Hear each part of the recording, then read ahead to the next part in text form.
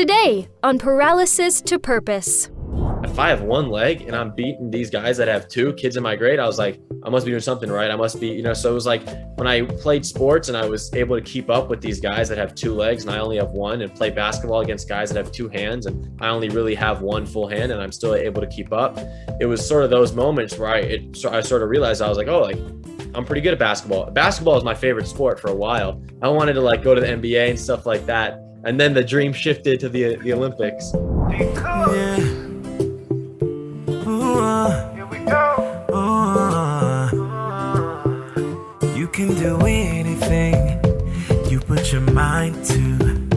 What seems impossible can be done by you. It may knock you down, but don't let it stop you. Got so much to give, a lot of life to live. You must go from paralysis to purpose. This is Paralysis to Purpose, the podcast with David Cooks. Hello, everyone, and welcome to another episode of Paralysis to Purpose, the podcast. I'm your host, David Cooks, and I know you guys hear it all the time, but I've got the best job in the world because I get to sit down and have conversations with some of the most intriguing and inspiring people in the world. And today is no exception. So before I get into who our guest is today, let me thank you in advance for listening to this podcast and reviewing this podcast, sharing this podcast, and subscribing for our newsletter where you can become eligible for a free gift. So thank you in advance for doing that. I'm excited about our guest today. I've been tracking him down for a while. He's been pretty busy. And if you've been watching some television shows and stuff, you may have seen him on there. He's a Paralympian. He competes in the high jump, the long jumps, sprinting events. He's done a number of things in sports we're going to talk about, but he's also a motivational speaker, a disability rights advocate at a very young age. He's 16 years young, and he's coming to us all the way from Los Angeles, California, before he heads over to Tokyo. And it is my pleasure and honor to have Ezra FRECH with us today on Paralysis to Purpose, the podcast. Welcome, man. Thank you for having me. I'm glad to finally talk to you on Zoom. Soon to be in person, though. Yeah. Well, hey, you got a lot going on. You're going to be heading over to Tokyo, and so we'll touch into that and some of your athletic endeavors. But just take us back to help our listeners know a little bit more about you. You were born with some limb challenges. Take us through some of that, and then we'll just kind of go from there. Yeah, for sure. So a little bit, the medical background is I was born, I had one finger on my left hand, and I had a lower left leg that was curved in towards my waist. And so at 2.5 years old, I had a surgery, and the doctors basically removed the curved part from the leg that was curved up into my waist. And then they took the big toe that was formerly on the foot and put it onto my left hand. So I went really from having one finger on my left hand and a leg that was pretty difficult. It's difficult to fit a curved leg like that into a prosthetic. And then I got a second finger. I could pick things up. I could hold things, pick up my toys now. And then I got a stump that fits into a prosthetic leg so much better. So that surgery was pretty monumental in, I guess, my childhood as a whole. But, so that's a little bit of the medical background. And then, now I'm just a kid with one leg and two fingers who likes sports. So now I'm just a kid with one leg and two fingers. Exactly. A really athletic kid. So as you were growing up, let's talk a little bit about how your interaction was with your family, your brothers. I love this. I love to see how that goes because I wasn't born with an issue, but I became a wheelchair user at age 15, and it was an adjustment for all of us, my family members and the like. And we had some difficult days, but we had a lot of really good days. Growing up, what were the dynamics like in your family as you were a little different than your brothers, but they're still your brothers? My brothers were born significantly after my surgery. One of my brothers was born when I was 4 and the other one when I was 7. So there's a pretty good age gap there. And it's just like normal to them. You know what I mean? Like, it's just the reality. I'm sure it was different for your family because, the injury happened or the accident happened later on. For me, I was always the same way in their eyes since I've been born. So it's almost like they don't know anything different. And it's almost strange for them to even think about like, oh, you had a leg before that was curved up into like, they don't even, because all they know is just me walking around on a prosthetic and whatnot. So the relationship between me and my brothers is awesome. They're like, they're like mini versions of me, obviously without the physical disability part, but in other senses, they're other versions of me. But yeah, so that's pretty much all they knew. So it's definitely a little bit different of a dynamic than I would, someone, if I had the accident or had the amputation later on, where they would have had to more of adjust. They were just born and then they're like, oh, this is normal. This is all I know. So. Well, you were mainstreamed very early by your parents, which I applaud them for doing. What was your adjustment like when you start to go to grade school, middle school? Now you're in high school. Were there any challenges that you met that you had to deal with, and probably more importantly, how were you able to make others comfortable with who you are? Yeah, that's a good question. Honestly, the way I was able to make other people comfortable with who I was not caring and not trying to make them comfortable. As long as I was comfortable myself, I was not concerned about other people's opinions as much, which sort of gave me this aura of confidence. So it was growing up, making the transition from coming into a new school, new kids, especially at a really young age. As much as I would love to say, like, a lot of times it's really difficult for people with physical disabilities. I was lucky. I was able to mainstream, like you said. So I was just one of the guys. There was, I talked to my friend, when I was younger and I was 5 and 6 years old, I would explain my story to the kids in my grade and help them understand. And sure, at first they're like, oh, like this is a little bit weird. But then over time, similar to what happened to my brothers, is like, this is all I know. Like, I'm friends with some of the same guys that I've been friends with since kindergarten. And it's all we know. Like, they don't look at me any different. I don't look at them any different. And then, as you get older, there's obviously instances of bullying and people making fun of you and all that type of stuff. But, my parents instilled in me this aura of confidence since I was a baby, that like, you walk in, like, you own the place, you don't care what anyone else says. And if I have that type of mentality, it allowed me to sort of separate from, the opinions of other people and the staring and the whispering and, oh my God, he's the kid with one leg. Like, yeah, I am the kid with one leg. Like, so what, When did you first start to realize that you were a pretty good athlete? Did you ever dream of being in the Olympics and all that, or? Yeah, it's sports. Well, sports growing up played such a huge role in my life. Since a baby, like 2-3 years old, I learned to count watching Laker games. I learned to count by twos before ones, because, basketball goes by twos. My first word was ball. So growing up, I was just a sports kid. It wasn't like my disability was holding me back in any sense. I was playing whatever sport it might be. And then as I got older, I just played whatever sport since it was in season. So like basketball, then soccer, football, whatever it was, I was just playing that sport with my buddies.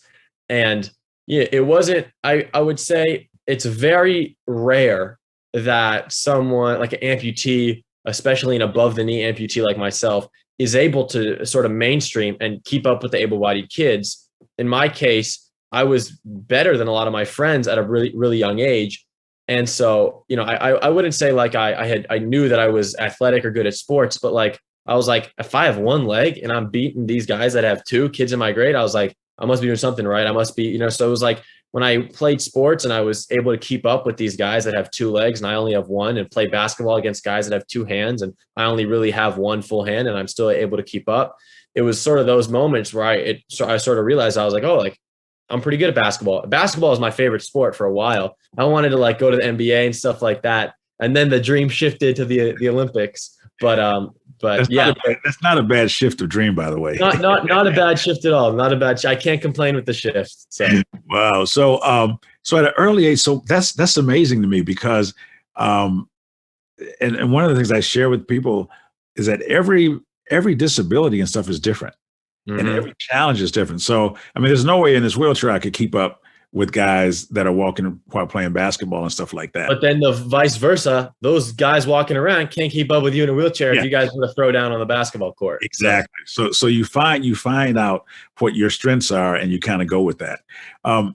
So in terms of sport and your personal development, and I mean, you're a very self-confident young man, and you have to be to compete at your level. What role does sport play in your life, or did it play and continues to play in the evolution of you as a person, your self-esteem, and how you present yourself in the marketplace? I would not be anywhere near the same person I am today without sport. Sports has changed my life 10 times over. I mean, as growing up, there was definitely periods of those dark times where you're walking around and everyone's staring at you. And as much as I love to put on this confident persona as a little kid, that's just not the reality all the time. And the stares, the whispers, the fingers being pointed, it would get to me. And, I would tell my parents, like, why was I born like this? Why me? Right. And over time, I just learned that I was just born this way. Right. There's nothing I can do to change my disability. What's the point of sort of sitting in this dark place and sulking in the sadness? Might as well just make the most out of my life. Right. Have a good time. And so on top of, developing that sort of attitude, sports allowed for me to have this like escape from, being the kid with a disability or being stared at in that way all the time. When I was on the basketball court, the soccer field, the football field, I wasn't thinking about the fact that I'm the only kid in my school with one leg.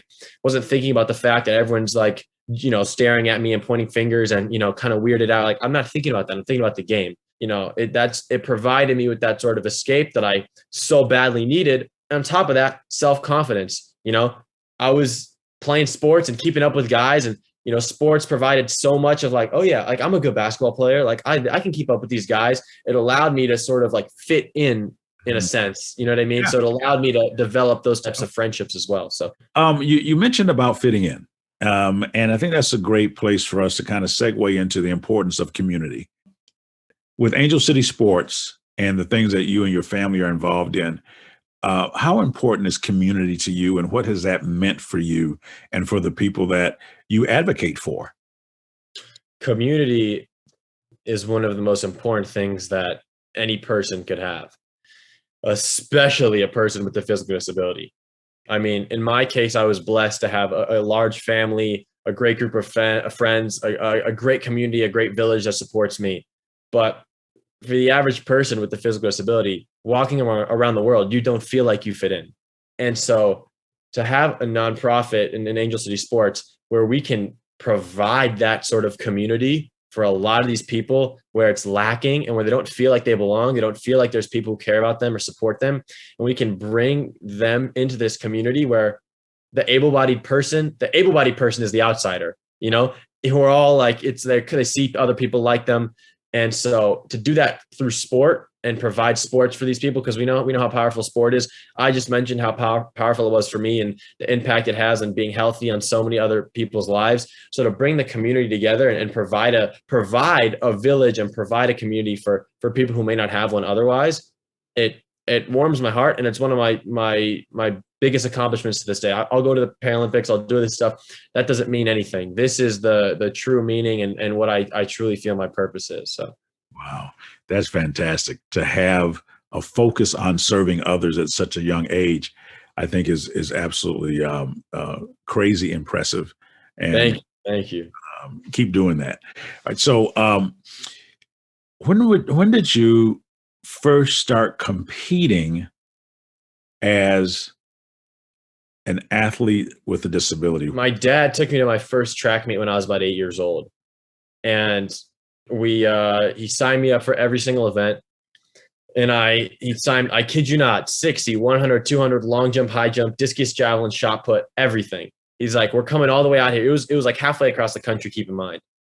And he's like, we're coming all the way out here. We're going to sign up for everything. We're not going to waste our time, waste our money. You're going to do everything, see what you like.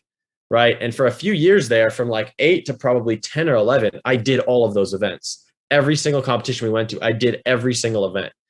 And then as I got older and I realized like I might actually have a future in this, I dumbed it down a little bit to 3 events that I loved the most. But my first memory is that first track meet where I just did a bunch of these events and I broke like a bunch of age group national records at the time.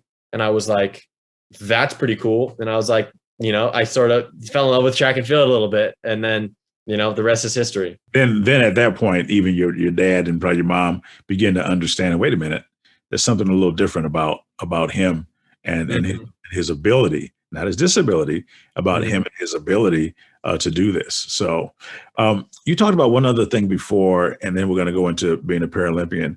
And you were talking about health.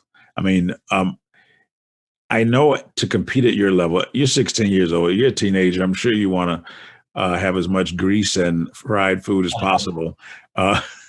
But what have you had to do? What kind of adjustments have you had to make in order to compete at your level in terms of your diet and health?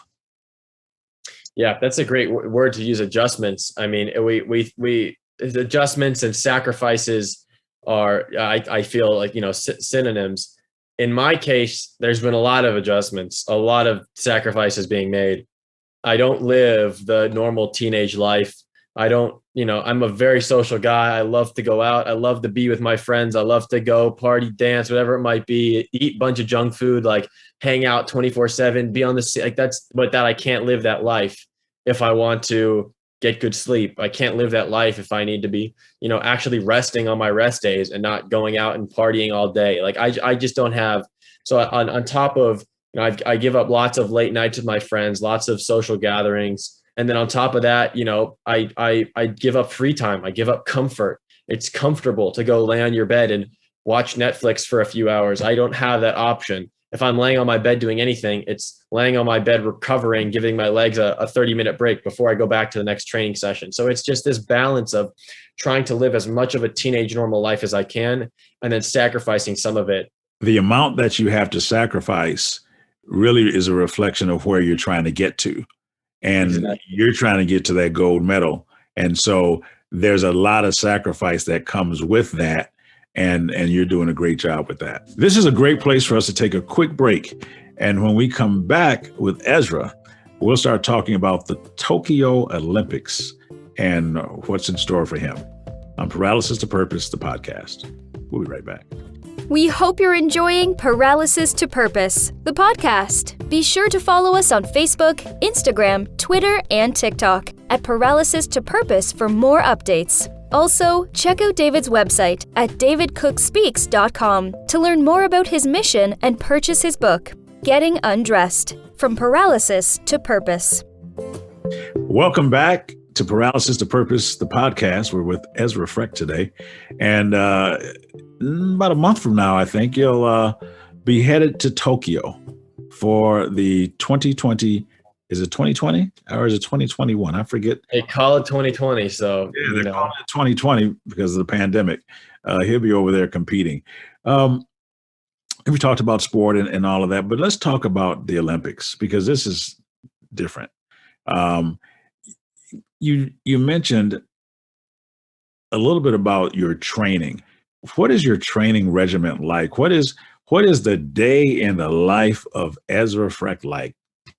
It's now that I'm out of school, I have a lot more free time and I can sort of dedicate 110% of my energy to the track. So this over the summer, an average day would be, I get up at about 7, have breakfast. I get to the track by 8 to 10.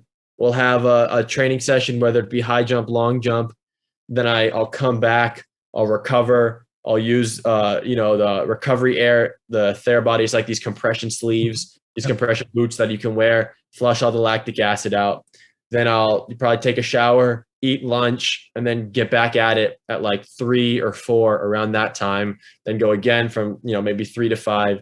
Then I'll come 3 to 5, 4 to 6, come back home, and then finish up with like whether I have some yoga stuff I got to do or some type of, little exercises for my foot or my knee that I would have to get done. And then I finish with some abs. Oh, and then I weightlift. The second session of the day, I always weightlift. So that's that would be like an average day. And then I'll probably be finished around like 7:30, 8, and then go to bed and do it again. So that is that's a full day from 7 to 7. Yep. But hey, that's part of being an elite athlete is that if you don't do that, you're not going to get the gold or you're not going to get a medal. And yeah, 100%. You wouldn't make that. So in terms of you're 16 years old and I don't know what the youngest age of a Paralympian is. Are you on the young side, in the middle? for going to the I'm Paralympics? heavily on the young side. Heavily on the youngs. All the guys that I'm competing against are ages of 18, 19 to 30, 35.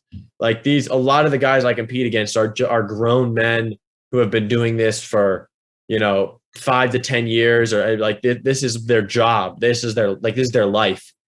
I just turned 16. I just finished sophomore year of high school. Like I'm still like, as much as I'd love to be like do this full time as like a grown man, I'm just not there yet, which makes it kind of cool. Is like, damn, if I beat you and I'm 16 and I do this after school, like you're doing something wrong or I'm doing something really right, because that's not supposed to happen. But well, just talking to you are super competitive. I can hear it. Yeah, I'm very competitive. Are you able to play board games in your house? Is that a problem?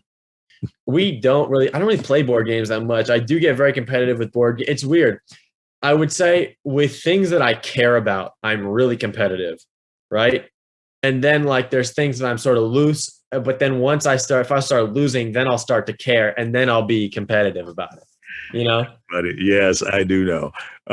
What is the fraternity like that you're a part of? Yeah, it's super. All the guys are super close. All the guys on the team. I'm sort of like I've been around. I've been on the scene for 2 years now, since I was about 14, back in 2019. And granted, there was a whole pandemic in the middle of it, so I wasn't obviously hanging out with them for that time. But at all the competitions, we see the same guys. We travel to the big competitions with the same, usually similar team. All the top guys usually always go. And so I'm sort of like the little brother. I'm the kid, the youngster, right? The future of Paralympics. And so there's definitely a brotherhood. There's definitely a sort of, I wouldn't say like, hazing, but like, they make jokes and they mess around with you a little bit. It's like that sort of energy. Granted, that was at like my first competition. Now, they can't be the one doing that to me, because like I got medals to win. I'm like in a higher position now than I was. So like but the guys, everyone's really cool on the team. The same guys, you see them around everywhere, and they're all mentors and they all help. They're such an inclusive community. So, wow. But that's great, because I think that's important. I remember when I first played wheelchair basketball my freshman year, and they gave me a hard time. Yeah. That was the rite of passage kind of thing. It wasn't anything that was going to cause damage, but I was the rookie, and they definitely let me know that.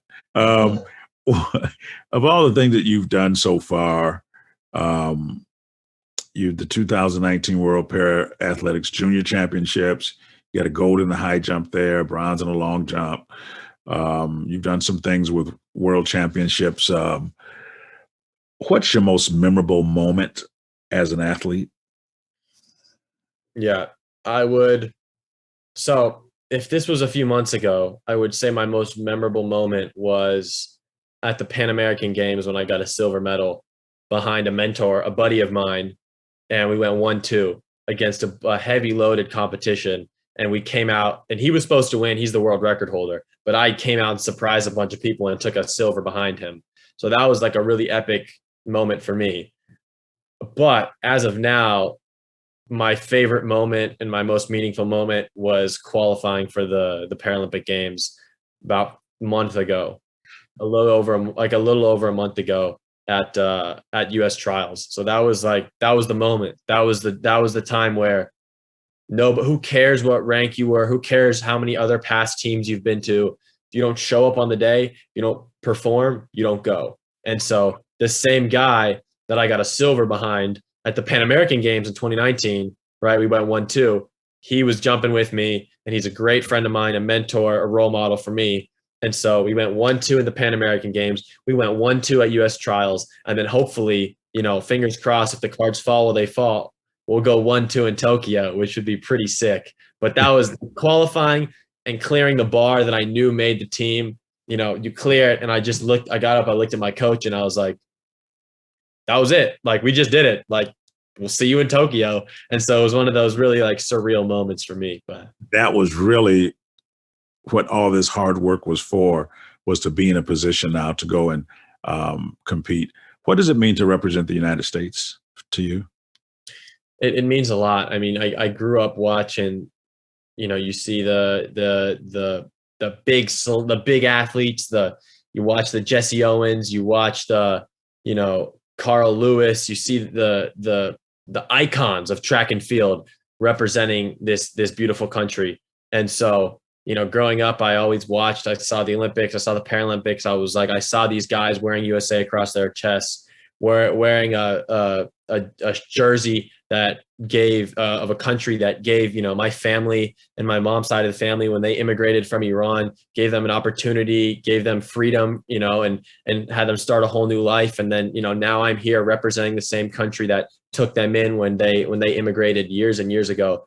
And so it means a lot for me to represent this country. And it's, me and my coach were talking about it the other day. We were like, so few people will ever understand or be able to experience what we're training for and what the opportunity we have is, especially at the age 16. Like only a handful of people ever across the history of the world. So we might as well have a good time with this. We might as well enjoy ourselves, enjoy the process, and then go out, and obviously do our best, but like enjoying the process is such a crucial part. And so being able to enjoy the process, take a step back and realize what representing the United States stands for, what it signifies, and who I'm really representing, which is just the citizens and the people of this country. It's definitely special for sure.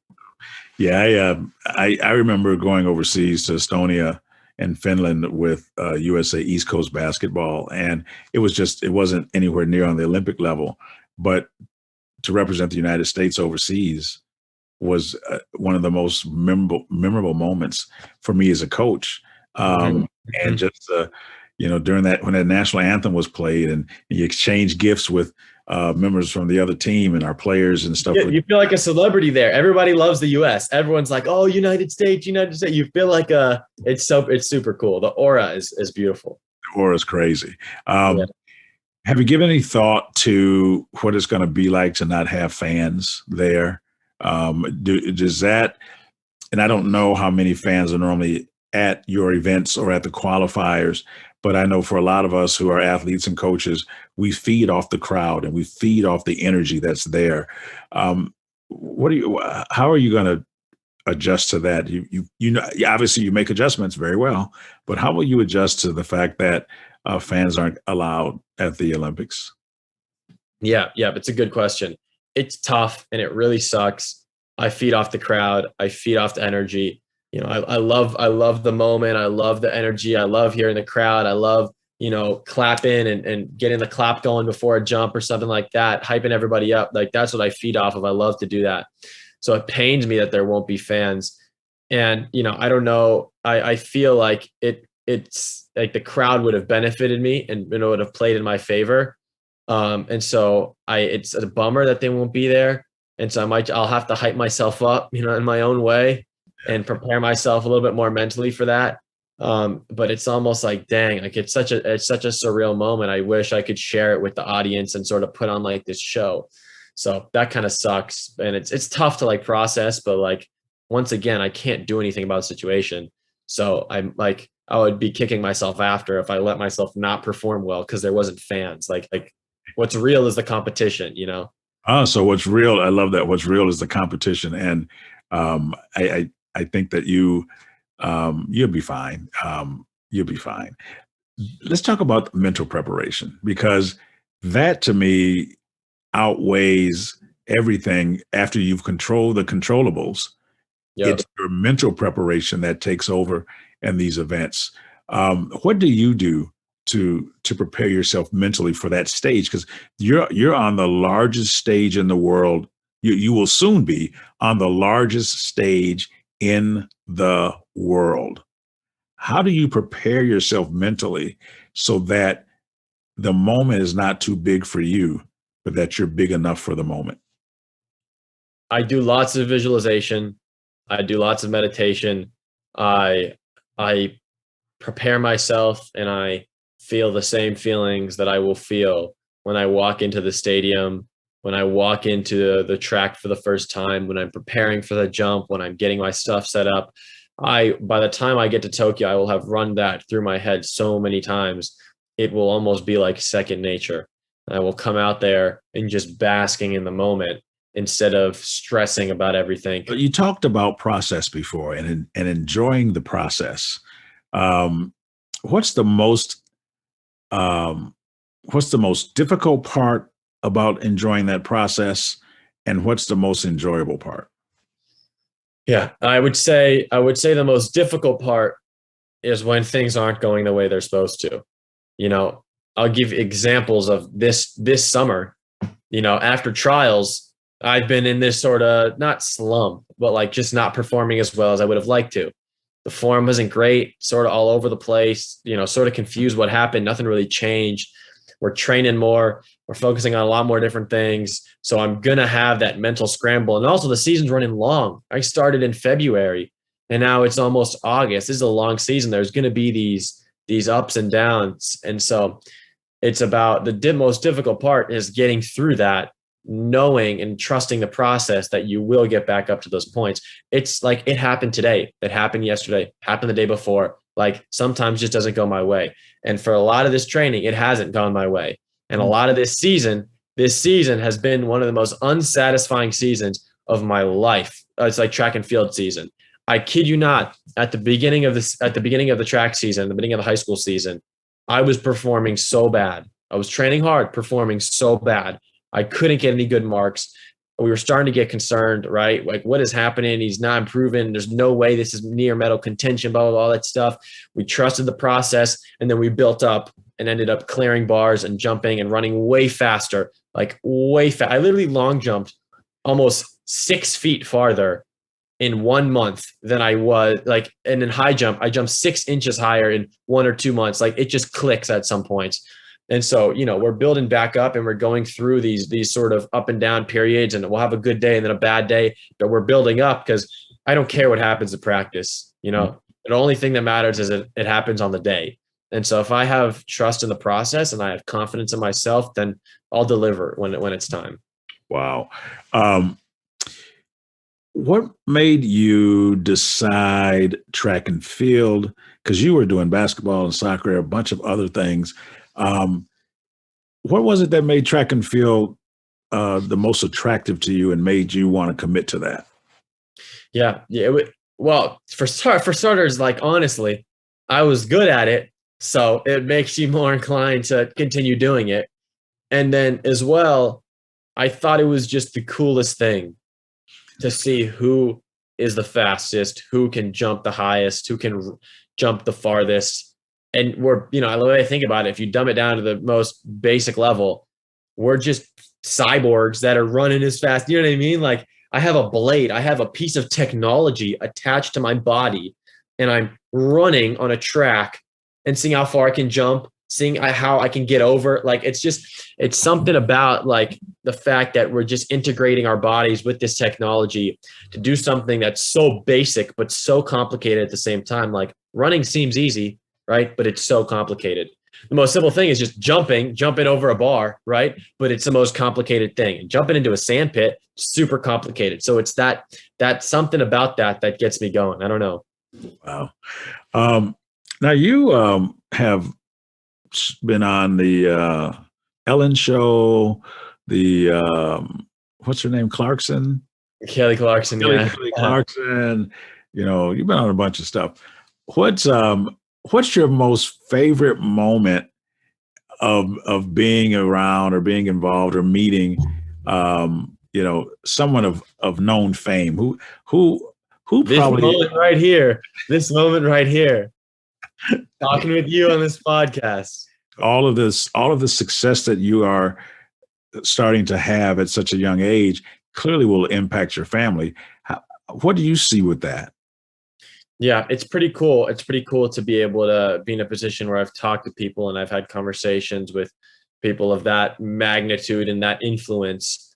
And I hope it continues, and I hope to be in a position one day where I am the person who is able to shake hands with other people and influence their lives in a way that these people of celebrity or fame have influenced my life. You know, a buddy of mine, Pau Gasol, who played on the Lakers, he became a really good family friend of ours, and me and him became really close. and he's influenced my life in such a huge way. When I was younger, he gave me tons of confidence and always, instilled in me that, just because I'm different doesn't mean I can't do anything that any able-bodied person can do, or I can do whatever I set my mind to. So having him as like a mentor and a role model for me growing up was huge. And like, it's cool when I see someone who has influenced my life in such a huge way because of the influence, because of the position they're in, and because of like how inspiring they are. I hope to one day, vice versa, be in that position and be talking to the next, Ezra FRECH, or the next little kid who one day will be in the same position as me, to be able to inspire and be able to shake hands and provide, such a meaningful impact on others. So hopefully one day, like the fame and stuff, like, sure, like that's cool, whatever. But the real meaning and the real meat and the substance of what I want to do is being able to have that type of notoriety where I can influence people and make positive impacts in a really quick and direct way, like those people have done to me. So, yeah, I often define purpose. In everyone's purpose, there is the call to serve others. And if you aren't serving others with your purpose, then you may not be in your purpose, that you may not be living in your real purpose. So we're close to ending now. And I want to just ask you what comes to mind when you hear these things. On our podcast, there are 3 things that I believe are essential in going from paralysis to purpose. And as I know, paralysis takes on many forms. It can be mental, physical, whatever. But there are 3 things that I think are essential, and I hear them in your story. And I want you to tell me what comes to mind when you hear these words. The first word is perspective. What comes to mind is that we're all put in these, we all might be put in these different situations, and stuff might happen that we don't have control over. But the one thing that we do have control over is our perspective, right? And so when I talk about it earlier, I was saying how I was going through these dark phases and all that type of stuff, and I was really sad and depressed. And the only thing that changed, and the only reason I got out of it, was my perspective. I just looked at it differently. I was not, why is this happening? Or like, oh my God, this is happening to me. But why is this happening for me? What is the real reason? I talk about having a disability as like a golden ticket, because I have the ability now.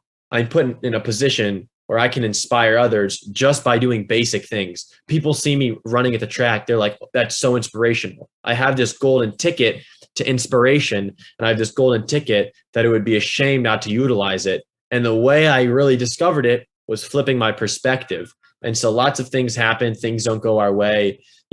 Similar situations might happen to different people, but who gets the most out of the situation is the person who has the more positive perspective, who can look at it in a different way and not just act all negative and all sad all the time. So that's perspective. That's really good. I'm going to talk about the next word in a moment, but I want you to, when did you first know that people were watching you and being inspired by you, not watching you and staring?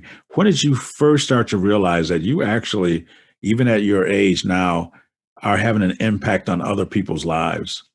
No, there's times where my buddies have told me something, like my friends have said, like, sat me down or whatever, where you have an emotional conversation, and like you genuinely inspire me, and that's the type of stuff that you maybe not expect, but that's the stuff that like really means a lot.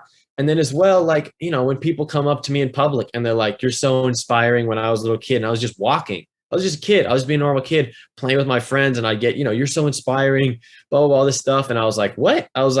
And then as I got older, like I realized what it was. And it was just, the ability to just push through something and just, move on in my life in ways that many other people have been unable to when faced with such a difficult challenge. But there's been just an accumulation of things that, like, at some point you're like, this is really cool. This is special that I have this opportunity. So it's part of the gift. And you, I had to come to understand that over time, that I was just living. I was just doing what I thought everybody else did. And little did I know that other people were watching and were being inspired by what I thought was just my normal life. And so exactly. Learn to embrace it and compliment people when they say it.